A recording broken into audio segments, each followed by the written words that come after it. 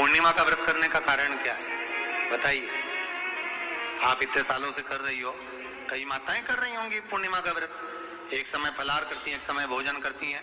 भोजन में खीर का होना जरूरी होता है पूर्णिमा के व्रत में, दूध की सामग्री होना जरूरी होती है पूर्णिमा के व्रत में। 12 महीने की पूर्णिमा करो मना नहीं है, और पूर्णिमा उठाने का भी समय होता है चैत्र के महीने की जो पूर्णिमा होती है, चैत्री पूर्णिमा पहली पूर्णिमा मानी जाती है, इसलिए चैत्री पूर्णिमा को सिद्ध पूर्णिमा कहते, कार्य सिद्धात्री पूर्णिमा कहते, सिद्ध करने वाले, मनोरथी पूर्णिमा कहते हैं।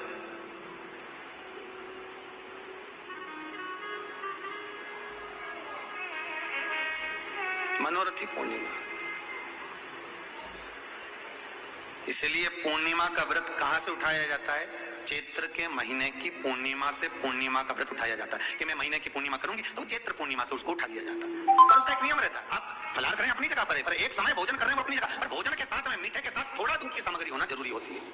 और क्यों करते हैं पूर्णिमा का व्रत, किस लिए किया जाता है, क्यों करा जाता है, उसका व्याख्यान वर्णन शिव महापुराण के अंतर्गत स्कंद पुराण में लिखा गया।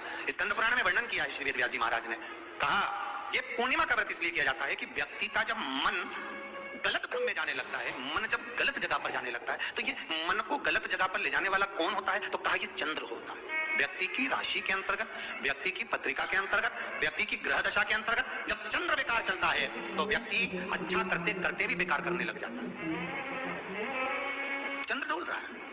कई माताएं कहती हैं गुरुजी हमारे बेटे को आशीर्वाद दीजिए, बहुत गलत संगत में जा रहा है, मतलब समझ जाना कि चंद्र गड़बड़ जा रहा है।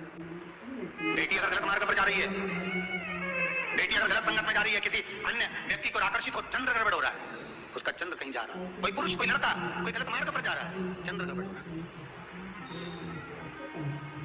घर में जो क्लेश उत्पन्न होता है, घर में जो विवाद उत्पन्न होता है, उस विवाद को रोकने के लिए केवल चंद्र की, इसलिए तो पूर्णिमा घर की नारियां, हमारे हिंदू धर्म में यहाँ तक स्कंद पुराण में कर दिया कि प्रत्येक पूर्णिमा, आप लोग कभी आप लोगों ने सत्यनारायण जी की कथा करवाई है? जितने लोग आस्था चैनल पर कथा सुन रहे हैं, जितने लोग फेसबुक पर कथा सुन रहे हैं, यूट्यूब पर कथा का श्रवण कर रहे हैं, उन्होंने कभी सत्यनारायण की कथा करवाई होगी, तो उसमें लिखा है हर कार्तिक शिव का स्मरण करो, पूर्णिमा के दिन चावल का एक आखा दाना जानते हो, पूरा खंडित चावल नहीं, कितना चावल, एक दाना चावल का शंकर भगवान के शिवलिंग पर समर्पित करिए। एक बेलपत्र जिसका डंडी का मुख अपनी ओर हो, जहां से चावल चढ़ाया है, उस चावल के ऊपर अपनी कामना कर रख दीजिए और चंद्रमौली भगवान का स्मरण करिए। कौन से भगवान? शंकर भगवान का सर्वश्रेष्ठ सुंदर नाम है चंद्रमौली। चंद्रमौली भगवान का स्मरण करिए, अपनी कामना कर बेलपत्र समर्पित कर शिव जी पर एक लोटा पानी, एक जल पात्र समर्पित करो, कलश से जल चढ़ा दीजिए, नैनों में वो जल लगाकर अपनी कामना कर वापिस घर को आइए। अगली पूर्णिमा आएगी, जो कामना करी है मेरा चंद्रमौली भोलेनाथ उसे पूर्ण कर ही दे। आप सभी को सुंदर पूर्णिमा की बहुत बहुत बधाई हो। बाबा विश्वनाथ की कृपा आप पर सदा बनी रहे। आ गया पूर्णिमा की रात्रि, बड़े से बड़ी बीमारियां, बड़े से बड़े रोग, बड़े से बड़े कष्ट इस पूर्णिमा की रात्रि को छूट जाते। दमे की बीमारी, श्वास की बीमारी, अनिद्रा की बीमारी, रात्रि को जगना, ये सारी बीमारियां पूर्णिमा की रात्रि को अगर व्यक्ति अपने जीवन को सुखमय बनाए, अपने जीवन को आनंदमय बनाए तो सब छूट सकता। पूर्णिमा की रात्रि को पीपल के पत्ते 5 लेकर उसके ऊपर खीर डालकर रात्रि को खा लेने से महाराज दमे की बीमारी, श्वास की बीमारी रुक जाती है। वो बीमारी बढ़ती नहीं है, उससे कष्ट नहीं होता। जिन बच्चों के नेत्र कमजोर होते हैं, रोशनी कमजोर होती है, पूर्णिमा के दिन रात्रि को 12 बजे भगवान चंद्रदेव का दर्शन कराइए। 5 से 7 मिनट तक नयन मिलाए चंद्रदेव के साथ, और बाद में एक पीपल के पत्ते पर खीर जो चंद्र के नीचे रखी हुई है, उसी खीर को चटा दीजिए। फिर चंद्र का दर्शन कराओ, फिर खीर को चटा दीजिए। महाराज नयन की ज्योति बढ़ती है, नींद नहीं आती तो निंद्रा देवी प्रवेश करती है, निंद्रा अच्छी आती है, आनंदित होता है। महाराज जिस व्यक्ति के शरीर में गांठ पड़ जाती हो, शरीर काला पड़ जाता हो, चट्टे पड़ जाते हो या दांत खाज खुजली हो जाता हो, उसके लिए भी पूर्णिमा की रात्रि को 12 बजे महाराज भगवान चंद्रदेव के लिए 21 दिए जलाए जाते हैं। उस 21 दिए की कालोज एक थाली में इकट्ठी करी जाती है। कालोज को इकट्ठी कर शरीर में गाय के घी के साथ में जहां जहां जगह पर चट्टे हैं, गांठ है, वहां लगाया जाता है। उसको 5 या 7 दिन लगाइए। उसके बाद में रोज प्रतिदिन लगाने के आधे घंटे बाद स्नान कर लीजिए, आराम लगना प्रारंभ हो जाता है। आज पूर्णिमा की रात्रि से लेकर कार्तिक पूर्णिमा की रात्रि के बीच में जो दामोदर भगवान का, कृष्ण का, शिव का मंगल आनंद करेगा, अभिषेक करेगा, पूजन करेगा, स्मरण करेगा, उसके सारे दुख दरिद्र दूर हो जाएंगे। रात्रि को आप बड़े प्रेम से खीर बनाओ, चंद्रदेव की साक्षी में रखो, भोग लगाओ भगवान श्री हरि को। बन सके अगर लक्ष्मी की कमी है, लक्ष्मी नहीं आ रही है, व्यापार नहीं चल रहा है, तकलीफ बहुत ज्यादा है, घर में कष्ट है, कर्जा ज्यादा है, तो एक तांबे के कलश के ऊपर, तांबे के कलश में पानी भरना, कटोरी रखना, उस पे लक्ष्मी जी की मूर्ति रखना। लक्ष्मी जी की मूर्ति नहीं हो तो चांदी का सिक्का रखना। उसके सम्मुख में आप 31 दीपक घी के लंबी बाती के जला देना। महाराज एक एक कमल गट्टा उस 31 दिए के अंदर डाल देना और लक्ष्मी जी का पूजन करना, लक्ष्मी जी का स्मरण करना, खीर का भोग लगाना, पान के पत्ते पर खीर रखना, 5 पत्ते पर खीर का भोग लगाना और माता लक्ष्मी से विनती करना। सुबेरे 4 बजे तक वो रखे रहने देना। सुबह 4 बजे वो उठाना, लक्ष्मी को वापिस तिजोरी में या सिक्का हो तो उसको अलमारी में रख देना। जो खीर बनी है वो प्रसाद के रूप में सुबह 8 बजे, 10 बजे, 9 बजे जब खाना हो प्रेम से पाना। माता जो दिए लगाए हैं वो ठंडे हो गए होंगे, उनको रखे रहने देना, बाद में काम आते रहेंगे, या दिए विसर्जन करना हो तो आपकी मर्जी है। पर वो मिट्टी के दिए लगेंगे, आटे के दिए नहीं लगेंगे, मिट्टी के दीप लगाना है आपको। 31 घी के दिए लगाना है। लक्ष्मी जी का पूजन करो, कंकु, चावल, हल्दी, मोली से सब तरह से। पूर्णिमा की रात्रि को सुख मिलेगा, आनंद मिलेगा, लक्ष्मी की वृद्धि होगी, कार्य सिद्धि होगी। दूसरा क्रम, पूर्णिमा के दिन आप शाम को प्रदोष काल के समय 4:30 बजे से 6 बजे के बीच में 1 लोटा पानी, उसमें 5 बेलपत्र रखकर, 1 कमल गट्टा डालकर भगवान चंद्रेश्वर महादेव के नाम से भगवान शंकर को चढ़ा दीजिए। आपकी जो कामना हो वो कामना कर चढ़ाएं। विनती करें चंद्रेश्वर महादेव को और निवेदन करें कि हमारा ये कार्य सफल हो।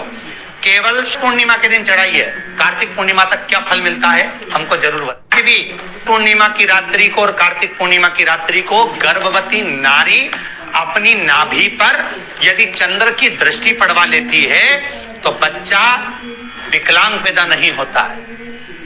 गर्भ से जो बालक होगा श्रेष्ठ होगा, विद्वान होगा, चतुर होगा, पढ़ने में होशियार होगा, क्योंकि ये चंद्र की किरणें जब समुद्र में उछाल ला सकती हैं तो आपके जीवन में भी तरक्की ला सकती है, उछाल ला सकती है। पूर्णिमा के दिन अगर आप शंकर भगवान को 1 लोटा पानी अगर शिव को समर्पित कर रहे हो, श्वेत पुष्प को रखकर शंकर जी के ऊपर सफेद फूल को चढ़ाकर अगर 1 लोटा जल भी, एक पात्र जल भी शंकर को समर्पित कर रहे हो तो ये लक्ष्मी के लिए ही तो कर रहे हो। और कौन सी लक्ष्मी? पूर्ण लक्ष्मी। पूर्ण लक्ष्मी पार्वती के यहाँ जब पहुंची, माता पार्वती जी ने लक्ष्मी जी को देखा और सरस्वती को देखा तो पूछा कि बात क्या है, क्या हो गया ऐसा, क्या हुआ, क्या है ऐसा जो तुम दोनों आज मेरे पास में आई? क्या हुआ? पार्वती जी कुछ बोलती, शिव जी का ध्यान माता सरस्वती की ओर और लक्ष्मी की ओर गया और भगवान शंकर जान गए कि आज भगवान नारायण ने लक्ष्मी जी को अपूर्ण कहा है। अब देखिए माता पार्वती क्या कर सकती है, इसको पूर्ण बनाने के लिए करेगी क्या? क्या हुआ? माता सरस्वती जी बोली लक्ष्मी को अपूर्ण कर दिया। अपूर्ण कर दिया? हाँ, तो क्या सोचना उसके लिए, इसको मैं अभी पूर्ण बना देती हूँ। माता जगत जननी पार्वती ने गोदी में विराजमान गणेश जी को उठाया और उठाकर लक्ष्मी जी की गोद में दे दिया। ले लक्ष्मी। श्री शिवाय नमस्तुभ्यं। बेलपत्री की जड़ के अंतर्गत जो बेलपत्री का बड़ा वृक्ष हो, उसकी जो जड़ हो, उस जड़ पर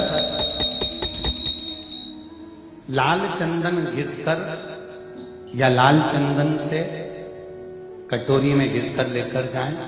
शिवजी पर लाल चंदन से पूजन करने के बाद में उसी चंदन को लेकर आकर बेलपत्री की जड़ के अंतर्गत ओम अक्षर को लिखकर एक बेलपत्र अपनी कामना कर उस जड़ पर बेलपत्री के समर्पित करना। पहले कथा में कहा है कि बेलपत्री कोई साधारण सा वृक्ष नहीं है, इसको केवल साधारण मत मानिए, ये कोई सादा सा वृक्ष नहीं है। बेलपत्री की जड़ में ओम शब्द लिखकर, अक्षर लिखकर उस पर एक बेलपत्र समर्पित कर शिव जी से अपनी कामना कर जो प्रदोष के दिन, प्रदोष काल के अंतर्गत बेलपत्री के वृक्ष की पूजन कर ये नाद कर ओम अक्षर का नाद कर स्मरण कर आता है। ज्यादा से ज्यादा कहेंगे तो 4 दिन 5 दिन में या 6 दिन में मेरा देव अधिदेव महादेव जो समस्या और टेंशन जिंदगी में चल रहा होता है उससे थोड़ा बहुत तो निजात मेरा देव अधिदेव महादेव उसी समय करना। पर चंदन लगा होना चाहिए शिवलिंग पर, पहले शिवलिंग पे चंदन लगाना है, उसके बाद लेकर कौन से दिन, जम के बोलो जरा, प्रदोष समय, प्रदोष काल। लग रहा है कि जूझ रहे हैं हमारे जीवन में, बहुत टेंशन। तब ओम अक्षर का नाद मूल होना चाहिए। जब प्रदोष पड़े, बन सके 1 बेलपत्र, बन सके 5 बेलपत्र, शमी पत्र, हरे मूंग, कलश के अंदर थोड़ा सा पानी लेकर 1 बेलपत्र, हरा मूंग, शमी पत्र डालकर और उसमें थोड़ा सा गुड़ डालकर भगवान शिव का स्मरण कर प्रदोष काल में, मान लो कोई काम आपका बहुत जरूरी है, बहुत दिनों से अब थक गए हैं, नहीं हो रहा, कर्जा बढ़ रहा है, धन नहीं आ रहा, व्यापार नहीं चल रहा, या कोई समस्या बहुत प्रबल है, कोई एग्जाम में बैठ रहे हो नहीं हो रहा, परीक्षा भी दे दी है, रिजल्ट आने ही वाला है, तो भी प्रदोष काल में, प्रदोष के समय वो जल, मूंग, शमी पत्र और बेलपत्र और गुड़ का शंकर के शिवलिंग को समर्पित करना प्रारंभ कर दो। 2 या 3 प्रदोष करोगे, बाबा आपकी मनोकामना शीघ्र पूर्ण कर देगा। 2 या 3 करो। 1 लोटा पानी, 5 बेलपत्र, 1 शमी पत्र, 5 बेलपत्र, तांबे के लोटे में जल में डाल लीजिए, 7 दाने अक्षत के, आखे अक्षत के डाल लीजिए। और प्रदोष काल में, प्रदोष काल जो शाम का समय होता है, प्रदोष काल में भगवान शंकर के मंदिर जाकर पांव में चप्पल पहनकर ना जाइए, घर में घी का दिया लगाकर कलश लेकर शिव के मंदिर में चले जाइए। शिव मंदिर में दिया नहीं लगाना है, आपको केवल घर में दिया लगाकर जाना है। और शंकर जी के मंदिर में वो ऐसा कैसा ही पानी पूरा उंडेल कर डालकर शिवलिंग पर आ जाइए, झोली पसार कर प्रणाम करिए, शंकर की देहली पर 2 मिनट बैठकर ओम नमः शिवाय का स्मरण करिए। कुछ देर शिव के मंदिर में प्रदोष के समय पर, प्रदोष के दिन बैठकर शिव नाम का जाप करें, जल का पात्र बाकी घर में लिया और बड़े प्रेम से अगले महीने फिर प्रदोष के दिन, फिर प्रदोष काल में शिव के द्वार जाना, फिर विनती करें, कहीं मत जाना, केवल शंकर की शरण में जाना, उससे कहना, उससे निवेदन करना। मुझे विश्वास है मेरे शंभू पर, स्कंद पुराण कहती है, शिव महापुराण कहती है, अगर आपने 2 या 3 या 4 प्रदोष ही कर लिए तो मेरा महाकाल बाबा आपकी झोली तो भर ही देगा। खुशी 2 3 4 10 बहुत धन कम हो, संपदा कम हो, व्यापार नहीं चल रहा हो, बहुत कष्ट, बहुत तकलीफ की जिंदगी निकल रही है, 2 रुपए की अगर खाने के लिए नहीं है तो एक बार प्रयास करना, घर में ही प्रदोष के दिन घी का दिया लगाकर या मंदिर में शंकर के घी का दिया लगाकर उसमें 2 बाती, कितनी बाती, 2 बाती रखना, चाहे तुम लंबी रख लो चाहे गोल रख लो, पर रखना 2 ही। घी का दिया लगाकर दुख दान स्त्रोत का पाठ, दारिद्र दुख दान स्त्रोत का पाठ जाना के काम मिल जाएगी। नहीं मिले तो मोबाइल पर सर्च कर लेना, उसमें निकाल लेना, उसका पाठ करो। कम से कम 5 प्रदोष तो करो, और बाबा विश्वास रखना श्री महापुराण पर पहली प्रदोष पर याग में आपने अगर घी का दिया लगाकर आसन लगाकर शंकर के सम्मुख में प्रदोष के दिन प्रदोष काल में शिव की पूजन कर दारिद्र दुख दहन स्त्रोत का पाठ चालू कर दिया तो विश्वास रखना कि 5 प्रदोष तक तो बाबा खुद करुणा कर देगा। आपको मुड़कर नहीं देखना पड़ेगा। नौकरी नहीं लग रही, सर्विस नहीं लग रही, तलाश तो हो चुके, काम भर भर कर दुनिया के हाथ जोड़ जोड़कर एक बार महादेव के हाथ जोड़ना, एक बार उससे कहे। शिव महापुराण में बहुत सुंदर बात कही है महाराज। मान लो तुम किसी कार्य के लिए जा रहे हो, 5 बार 6 बार तुम उस कार्य के लिए होकर आ रहे हो, या किसी से अपना पैसा लेना तुम उसको 50 बार होकर आ रहे हो, भैया पैसे कब देगा, या किसी कार्य के लिए जा रहे हो, कार्य नहीं हो रहा, 50 बार होकर आ रहे हो, वो काम नहीं हो रहा। शिव महापुराण कहती है लाल चंदन, कौन सा चंदन, लाल चंदन को अच्छा घिसो और घिसकर तैयार कर एक तरीके के दो दोनों भाग हैं, दर्शन हो रहे हैं आप लोगों को। लाल चंदन घिसो और घिसकर बेलपत्री के दोनों भाग हैं, दोनों पत्तियां जो नीचे की हैं, इसमें उस चंदन को लगा दीजिए। अगर किसी से आपको पैसा लेना है, वो नहीं दे रहा, या कोई काम है, या जॉब है, या नौकरी है, या उसके लिए या कोई विद्यार्थी का कोई कार्य है, कोई स्कूल में पढ़ाई कर रहे हो, वो कार्य नहीं हो रहा, 5 बार 6 बार करके देख लिया, नहीं हो रहा, तो ये दोनों पत्तियों पर लाल चंदन लगाओ। लाल चंदन लगाने का मतलब ये कि राशि को बिंदी लगा, लाल चंदन के साथ को पूरी पत्तियों पर अच्छे से फेरना है, तो लाल चंदन को लगाए। और महाराज घी की पत्ती में थोड़ा सा घृत मतलब गाय का घी, गौ माता के दूध से माखन से निर्मित उस घी को बीच की पत्ती में थोड़ा सा लगा लीजिए, और जो अशुभ सुंदरी वाली